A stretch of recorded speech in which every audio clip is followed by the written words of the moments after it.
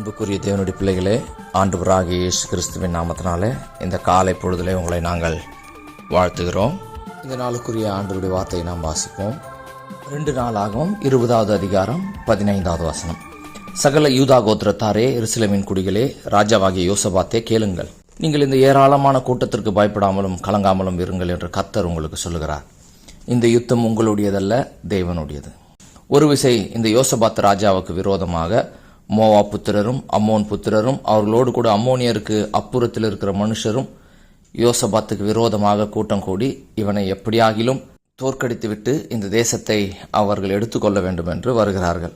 யோசபாத்துக்கு விரோதமாக அநேக ராஜ்யங்கள் வந்தவுடன் யோசபாத்துக்கு இருக்கிற படைகளை வைத்து அவர்களை ஜெயிக்க முடியாது என்று தெரிந்ததினால் மிகவும் பயந்து போய் கர்த்தரை தேடுகிறதற்கு ஒருமுகப்பட்டு யூதாவெங்கும் உபவாசத்தை கூறுவித்தான்.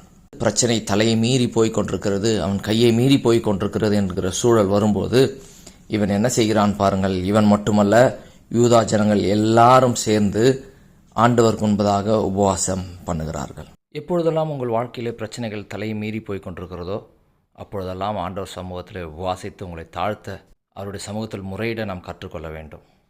உபவாசம் பண்ணும்போது இவன் ஆண்டவரை நோக்கி ஒரு அழகான ஒரு ஜெபம் செய்கிறான் பாருங்கள். எங்களுக்கு விரோதமாக வந்த இந்த ஏராளமான கூட்டத்திற்கு முன்பதாக நிற்க எங்களுக்கு பலன் இல்லை. நாங்கள் செய்ய வேண்டியது என்னதென்று எங்களுக்கு தெரியவில்லை. ஆகையால் எங்கள் கண்கள் உம்மையே நோக்கி இருக்கிறது. பாருங்கள், என்ன ஒரு ஜெபம். அவன் அப்படி ஜெபித்து முடிக்கிறான்.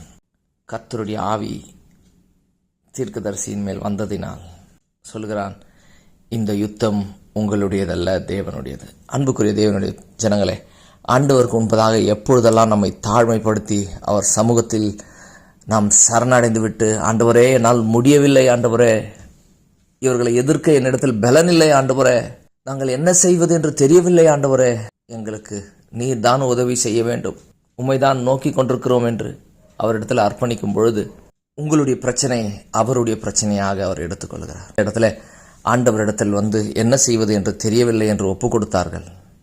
ஆண்டவர் சொல்லுகிறார், இந்த யுத்தம் உங்களுடையதல்ல, என்னுடையது. இதனால் உங்களுடைய பிரச்சனை என்ன? உங்கள் கணவனை உங்களிடத்திலிருந்து பிரிக்க முயற்சி செய்து கொண்டிருக்கிறார்களா? உங்கள் மனைவியை உங்களிடத்தில் பிரிக்க முயற்சி செய்து கொண்டிருக்கிறார்களா?